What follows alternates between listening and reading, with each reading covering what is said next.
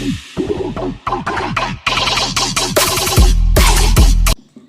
yang pertama, serabut dari ganglion spinali dari organ corti masuk ke nukleus cochlearis pada bagian sini yang terletak pada bagian atas medula oblongata. Terdapat pada bagian atas medula oblongata. Pada tempat ini semua serabut bersinapsis pada neuron 2 dan berjalan ke nukleus cochlearis.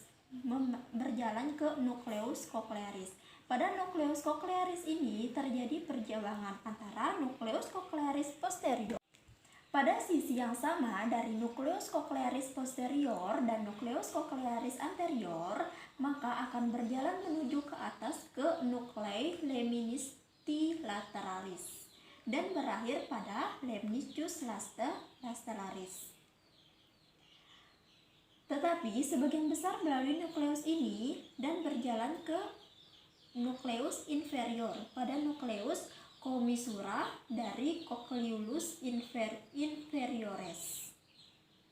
Tempat ini hampir semua serabut pendengaran bersinap. Dari sini berjalan dari nukleus dari commissura dari culi inferiores, maka akan naik menuju nukleus corpus geniculatis medialis. Nah, dari situ akhirnya serabut-serabut akan bersinap. Serabut-serabut bersinas, jarak selanjutnya melalui radiatio auditoris ke cortex auditoris yang terutama terletak pada gyrus superior lobus temporalis. Penglihatan. Nah, bila sebuah objek mendekat pada mata, maka sumbu-sumbu visual kedua bola mata saling mendekat dan konvegrasi. Lensa secara bersamaan harus mengubah titik bakarnya atau fokus atau yang disebut juga dengan akomodasi. Hanya dengan cara itu terjadi impresi visual di 3 dimensional. Kedua proses yang saling terkait ini terbagi menjadi 3 proses. Yang proses pertama adalah pada konvegrasi. Konvegrasi adalah kedua reci medialis menggerakkan sepasang pupil dan sumbu bola mata ke arah dalam, sehingga objek yang mendekat selalu berbayang tajam di fovea centralis. Nah, bisa kita lihat di sini di bagian fovea centralis. Kemudian yang kedua adalah pada langkah yang kedua, yaitu pada saat akomodasi, lensa dicembungkan sehingga objek yang mendekat berbayang tajam pada retina. Kemudian lensa dipertahankan datar oleh tarikan serabut-serabut lensa yang melekat pada musculus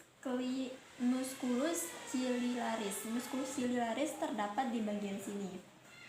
Nah, bila musculus ciliaris berkontraksi dalam rangka akomodasi, maka serabut-serabut lensa akan melonggar dan lensa dapat cembung karena terjadi elastisitas sendiri. Kemudian yang ketiga yaitu selain itu, guna untuk meningkatkan ketajaman penglihatan, maka pupil masih harus menyempit karena kontraksi terjadi pada yang dinamakan dengan musculus sphincter pupillari. Ini pada bagian sini pada samping musculus ciliaris.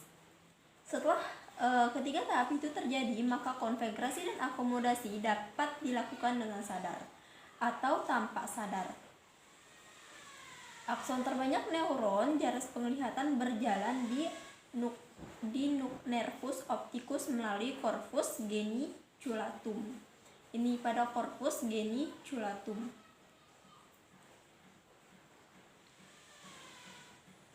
Yang selanjutnya diarahkan ke neuron keempat yang aksonnya kemudian berjalan menuju korteks visual pada area 17 ketika dari korpus. Maka dari proses tersebut terjadi, maka akan terjadi penglihatan dalam waktu yang sangat singkat. Selanjutnya saya akan menjelaskan jaras penghidu. Nah, yang pertama adalah truncus olfactorius dipotong midistal, maka terlihatlah bagian A sini. Dan apabila dilihat dari bagian basal, maka akan terlihat tampak seperti bagian pada B.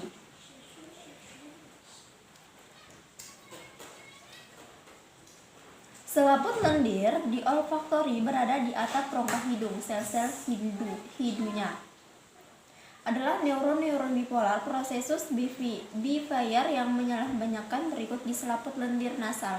Prosesus sentral berjalan di bulbus olfactorius mengenai perjalanan secara rinci. Nah, pada bagian B yaitu bulbus olfactorius tempat neuron kedua gyrus olfactoris adalah bagian teleseplon yang menuju ke depan akson. Akson neuron kedua ini berjalan sebagai truncus olfactoris. Karena area sentral di depan substansia perfora anterior, maka truncus olfactoris terbagi menjadi stria olfactori lateralis dan medialis.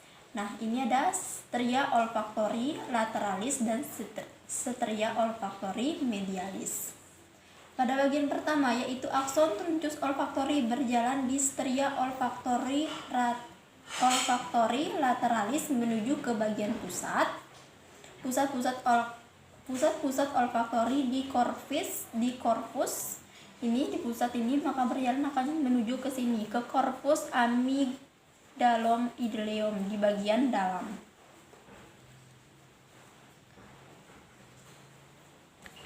Selanjutnya, sistem olfaktoris berhubungan dengan wilayah yang jauh melampaui wilayah-wilayah kortikal olfaktori primer sehingga dapat terjadi reaksi perilaku yang kompleks setelah rangsangan olfaktori. Bau-bauan yang masuk maka akan mencetus rangsangan muntah. Tetapi bau-bauan yang merangsang nafsu makanan membuat orang ngiler. Proses persepsi ini kemungkinan terjadi di hipotalamus.